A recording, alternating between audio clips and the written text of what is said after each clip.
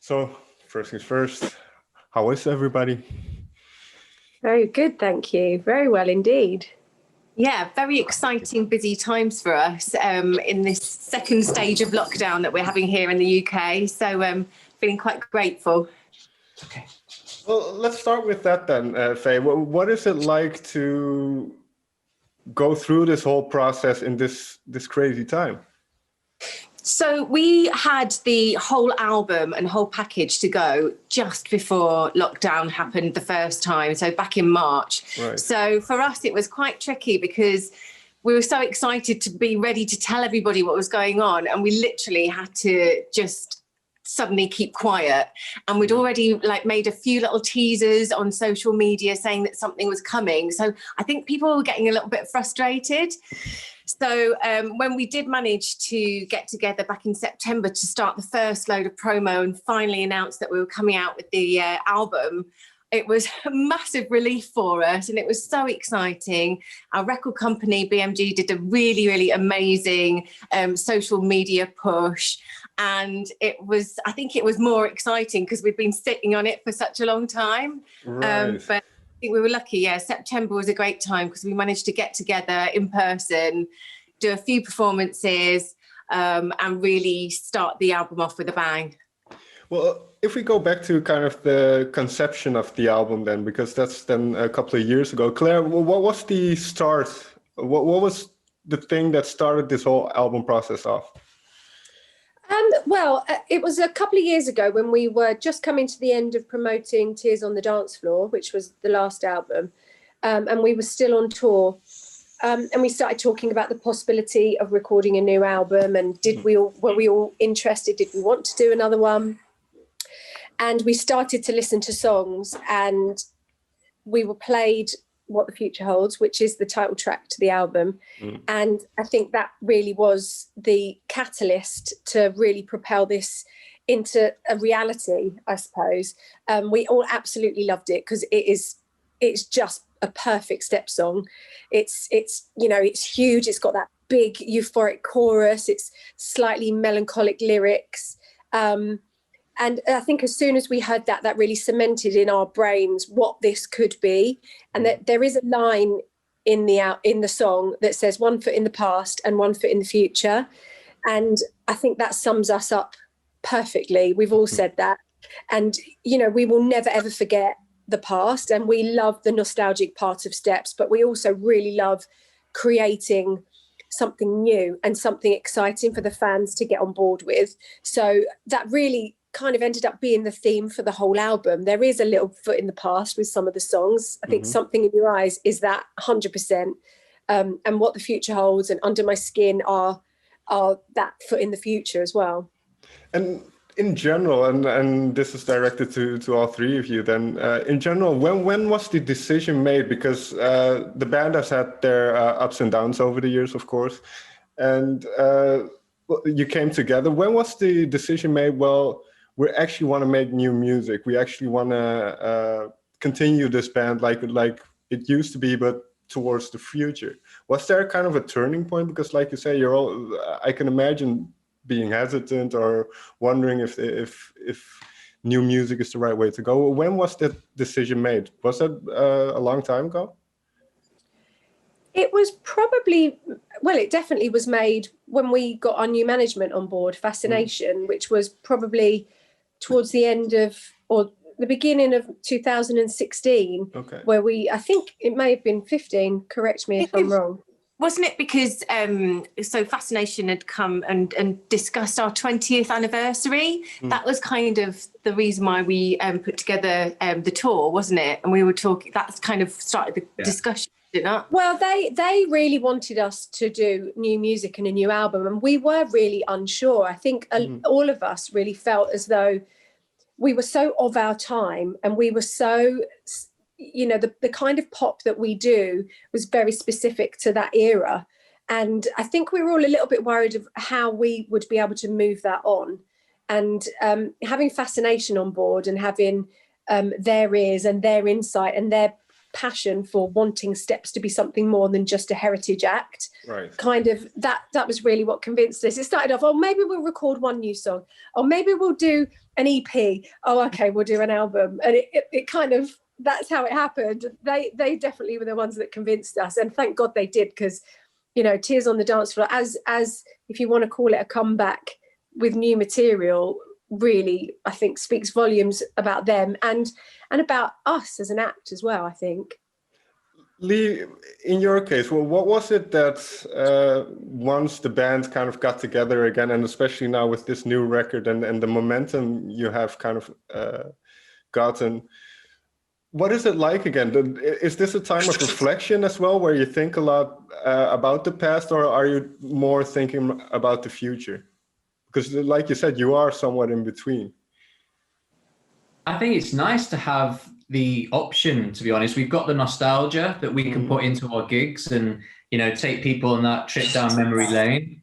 And then we've got, you know, whatever the future holds. So the new album has got a lot of new material on it, as we've said, all new music, some with a hint to what Steps was about in the day, and some with a hint of where we could possibly go and where we could take it. And I think it's really nice not knowing. It's nice having that future ahead of you, not knowing what's around the corner, just living for the moment, living for today. The album is out this week. You know, let's see what happens there. And we've got the tour next year. So, you know, we've got quite a few things going on, and hopefully it carries on and there's another album and another tour. And as long as fans want us and we're all happy, I'm sure we'll keep going. And this mentality of kind of being in the moment, is it fair to say that the song Come and Dance With Me is kind of embodying that spirit? I think so. I think Come and Dance With Me, definitely lyrical content of it is living in the moment, is just being true to yourself. It's going with the flow, I suppose, and making the most of that moment, the most of that opportunity. And I think that's what we're all wiser, we're older, we've had experience. We know what works, we know what Steps is truly about.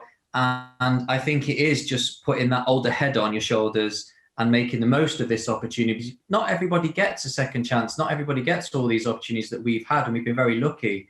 So we'd be silly not to do the best we can do and take it wherever it can go. Faye, in terms of the selection of songs, and you guys mentioned What the Future Holds, the first song, which was written by Sia partly. What were you looking for in the songs? Because it is a very, in my opinion at least, a very positive album. So what were you looking for? Yeah, I think because we decided What the Future Holds was going to start off the album, it was the song that got the ball rolling. Mm-hmm. So whenever we send out the ideas for the songwriters and start looking for songs, it kind of has to have a theme around to keep it going. But I think we didn't want to have it full of dance tracks this time. We wanted to have more of an eclectic choice of genres, so there was something for everyone there. And so we kind of have a little bit of a format. The lyrics kind of have like a melancholic theme to it, but we managed to put like I don't know, dance production behind it. That's always kind of been a theme with Steps, but we have kind of gender neutral lyrics as well, because obviously we're a mixed band and we are LGBTQ friendly and allies and have an open door policy. So we want it to be able to reach everybody and everyone to be able to interpret it to themselves. But we also have, I think our album last time, somebody said that it kind of, well, lots of people have had it almost growing up with it. It's been like a diary of their lives sort of thing. They've been able to, you know, dance to it at university. They've had their breakups and, you know, listen to it through those sorts of things. So, you know, we've just tried to tap into all those things that have been successful before and try and bring those types of songs onto the table. Right. Claire, in terms of what Faye is saying,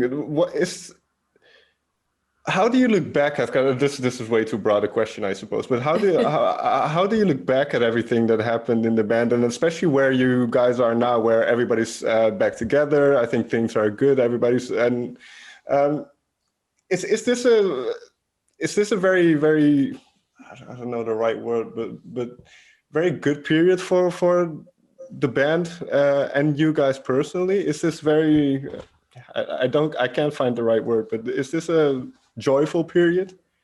Yeah, I think it is actually. I think, again, a lot of this chapter of Steps, I suppose, is it's helpful being older, I think. Okay. I think, and we've also got the benefit of hindsight. I always say that we're in a really fortunate position that we know what happened last time. We know how hard we worked, and obviously our lives have changed a hell of a lot since then. Sure. You know, we're married, we're parents, we have pets, there's all sorts of different things in our lives that means that Steps isn't the foremost thing now. And I think that really helps us to create a really good balance. And obviously we are much more involved creatively with the music side of it. We're always really involved with touring, but it just means that when we're in Steps world, we can 100% focus on that and also leave it behind when we need to as well, which is something we could never do before. So I really think that I hate, as much as I loved the first time around and the success, and obviously if it wasn't for that, we wouldn't be here now, but I feel much more confident as a group now than I did back then, if that makes sense. And then this is open for all three, but does it help that you have tasted that success and you kind of know what that entails and what all of that is? And so where you are now, there's less a sense of having to prove yourself in a way?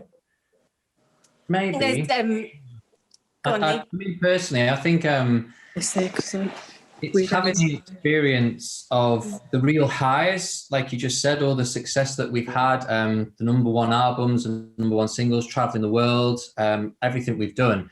But also there's been very low points as well. And for me, I think it's having the experience of being when you're really low and really down on your luck and everything doesn't feel like it's going right at all. But also it's having the experiences when you're at the real high, when everything's perfect, it's all going great and you're at the top of your game. I think you need both of them to understand and relate and to sort of create what we have now and have a real satisfaction for it.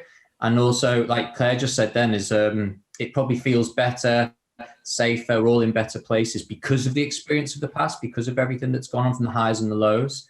I think it puts us in a very good place right now, in a positive place to move forward as well. Sure. I think we're also lucky though, because we have such an incredible fan base, and it's because of our fans keep, they keep buying the tickets and showing interest. We've managed to, every arena tour that we've done about like 22 venues every time we've toured, and we're still doing that amount of venues these days, which is, I don't know, I think we're just so lucky that we don't have that pressure. We don't feel like we need to conquer the world. We just have this incredible fan base, luckily, that keeps on growing with the younger generation coming through and listening to our songs. And I think the personal pressure is off. I think we're blessed with that. Well, what I find interesting then is because you do have a very, very strong following, and even though this band has been in existence for quite a while, and this is maybe too grandiose a question for yourself to answer, but what do you attribute this to? Why do you think people have latched on to the band the way they did and still do? Do you know what I think? I think there is something in us that our fans maybe see in themselves, perhaps. I think, we don't pretend to be something we're not. And I think that's a really important thing for an individual to be able to say that they can do as well. And I think we're very accepting of anybody. And I think I find a lot of our fans will tell us stories of how they've had struggles over their lives, but listening to Steps has taken them away from that. It gives them a sense of escapism and even a moment to forget about all the horrid stuff and just kind of escape into Steps world, for want of a better word, I suppose. But I kind of almost see they see themselves in us to a certain degree. I think also when we're together in a room and we're doing our interviews or we're traveling and people have been, filming us, whatever, we do have a laugh, and because we're still silly together, we still act like kids together, we've still got our in jokes together. And I think people really just enjoy watching people having a laugh, It's just having some joy, having something to uplift you, something to take you away from what's going on outside. And a lot of our music, being sort of high energy and having the dance routines, it produces endorphins. People are getting happy because they're moving around. And I think that's another thing, whether it be, as basic as that, I think people just want to have fun and need that in their life. And me personally, I've never been a performer, but is it does it work similarly for all five of you, that it's an escape to kind of be creative and then to go out on stage and perform? Is that an escape as well? I see guitars behind you. What's all that about if you're not a performer? You are a performer. It's furniture. That's what that is. A decoration. It's like my husband. He's got a lovely guitar that stays on the stand. It's never moved off it. Well, I try to play, but I'm not pretending like I'm a musician. I think definitely for us, though, to go on tour, this is a really exciting time for us. We've got a tour next year, November, December 21, and we're already getting our creative juices flowing, thinking about themes and costumes and lighting and what sort of effects that we can have, what's new. So that's definitely for us something that we can get our heads into. And I think for all of us performing as well, the adrenaline rush that you get from being on stage is just something that you can't explain unless you've experienced it. And I think the euphoria of the audience, and feeling that waft of breath when they scream, you can physically feel it. That's something really, really incredible that not many people will experience. So it's definitely, part of the buzz for us. So, and am I right? Because I think you mentioned this in the beginning, but have you had the ability to perform some of the new songs for people already? No, not actually live. We haven't. We've done a couple of TV performances, but again, that was very different. It was in a really controlled environment, and we've not been to any TV studios or anything. So it's been a very different experience this time. We obviously Tears on the Dance Floor, we toured that album, but yeah, it's going to be interesting to see once the album's out, which songs people enjoy. I think what the future holds as a song will be incredible to perform live. I think there's so much that we can do with it. We can really have fun with that. So it's just exciting to know that, there's going to be something new in our show that the fans can look forward to as well, as rather than, we'll have all the old bangers in there as well, for sure. But it's nice to know that we'll be doing something different as well. Well, on a personal level then, and I don't know if this is a fair question to ask, but because when you're successful, then people know you for something and they expect you to do that. What is that like from the other side, from your perspective? I think it's a good thing, because it almost challenges us to, even though it's the old music, which we fully accept that the fans want from us. So it is all about the fans for us. So we do want to give them what they want. But it also presents us with a challenge to try and make it different every single time. I think we spent years, as an example, trying to avoid actually being on stage when 5, 6, 7, 8 was being performed. We tried absolutely everything to get out of it. And the last tour, we thought, do you know what? We can't do that again. We're going to have to do it. And if we're going to do it, let's do it all. Let's have every single bell and every single whistle that we can find. And so we did. We went full hoedown.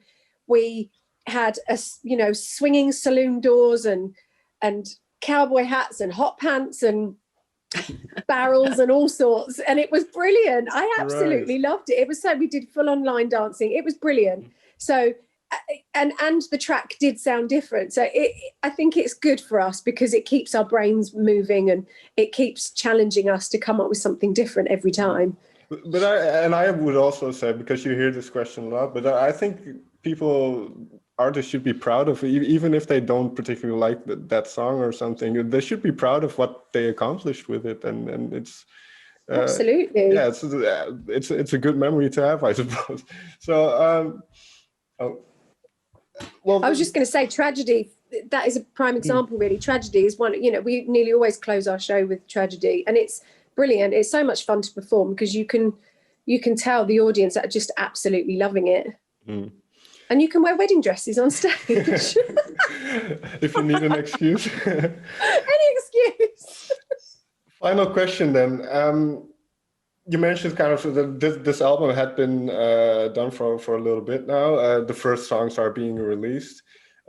Is it nerve-wracking, even after all this time in the industry, to have new music coming out, or are you kind of very zen about it these days? It's always nerve-wracking. I think when you put together an album, I think you can become a little bit ear blind as well, because it's your own music, and then you sometimes question it, whether it is as good as you thought it was initially, and then you start questioning whether the fans will like it, and double checking yourself. So it is a little bit nerve-wracking, but we think we've got something right, because the first 2 singles have gone down really well, so cross fingers. But you have to just wait and see. It's down to the public that will tell you at the end of the day. So I think there's still nerves there, a little bit. Healthy nerves. I think you have to trust in the track, because at the end of the day, when you're producing a song, recording a song, there's always something else that can be added. There's always something that you might want to take away. So in a way, the track's in your eyes is never really finished, and you have to trust in that product that then goes to the album as the finished product, and hope that people like it, because there's always things you'd like, maybe want to change or stuff, but I think you just have to sit back and just let it fly and just see what happens. And you've all over the years had your various different interests and things that you like to do. But can I assume that the way the band is now and with this momentum, that as long as the fans are still there, you'll be continuing to do this? I think what is amazing and what is so wonderful about where we all are in our lives at the moment is that we can have steps as well as have different other things in and around, and we can be supportive of each other's projects. And I think it's actually more healthy that it's not just steps and steps only, but we can be inspired by everything else that we do in and around it. That makes us stronger as a group and keeps steps fresh for us as well, that we want to keep coming back, and we'll have fresh energy for it each time. So I think, as long as that we get that or keep that balance, and we keep that support for each other, we'll keep going. Excellent. All right, Lee, Claire, Faye, thank you so much for taking the time to sit down with me and talk about the new album. I hope everything goes well. I hope you get to, I saw a tour being planned for the fall of 2021. So hopefully by that time, this craziness is over, and then we get to enjoy live music again. Yes, that would be amazing. Well, thanks for your time, Ben. Yeah, thank you for having us. All right, have a good one. Bye-bye. Bye-bye. Lovely to see you. Take care.